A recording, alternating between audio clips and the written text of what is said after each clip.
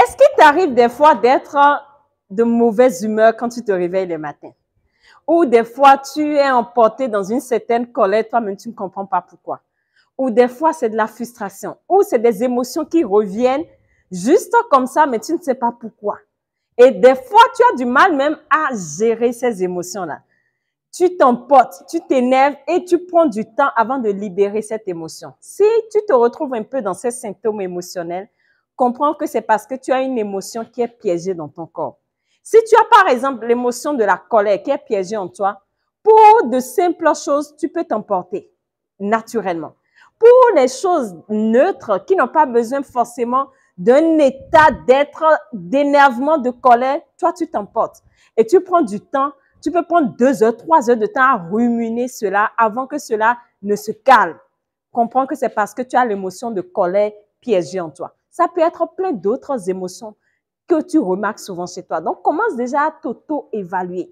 Quelles sont les émotions souvent que je remarque à mon niveau? Dans quoi je m'emporte pour rien du tout? Quelles sont les émotions qui surgissent naturellement sans qu'il y ait de raison apparente? Ça, c'est des signes pour te dire que l'émotion est piégée dans ton corps. Et tant que l'émotion est piégée dans ton corps, l'émotion va te pousser à voir des situations dans ta vie qui vont toujours t'emmener à ressentir cette émotion. Ça peut être l'inquiétude. Ça peut être la peur de manquer d'argent. Et cette peur, parce que c'est là, à chaque fois quand tu vas te lever les matins, tu vas mettre ton attention sur des choses qui vont te rappeler que oui, tu as raison d'avoir peur de manquer d'argent. Et ça se passe avec beaucoup de personnes.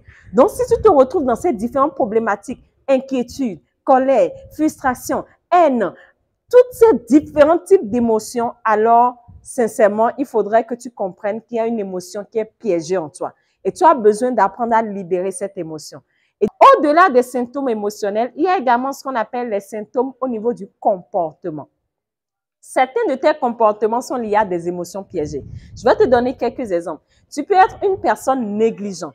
Tu peux être une personne qui procrastine. Tu peux être une personne qui a des comportements addictifs. C'est-à-dire quoi? Tu dois prendre un peu plus d'alcool que d'habitude et c'est devenir régulier.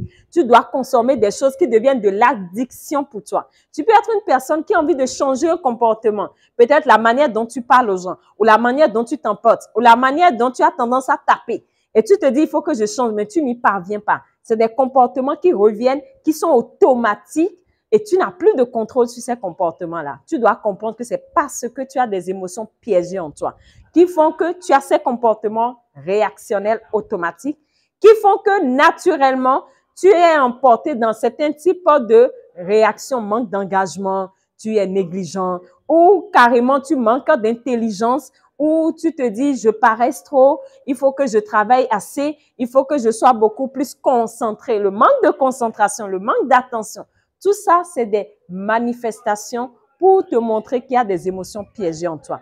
C'est pour ça, c'est fondamental que tu comprennes qu'il y a de ces choses invisibles qui t'influencent sans que tu ne t'en rendes compte et qui te poussent à toujours ressentir des émotions, à toujours vivre un certain type de comportement, à toujours avoir des réactions qui n'ont pas leur raison d'être et qui continuent toujours de t'affecter négativement.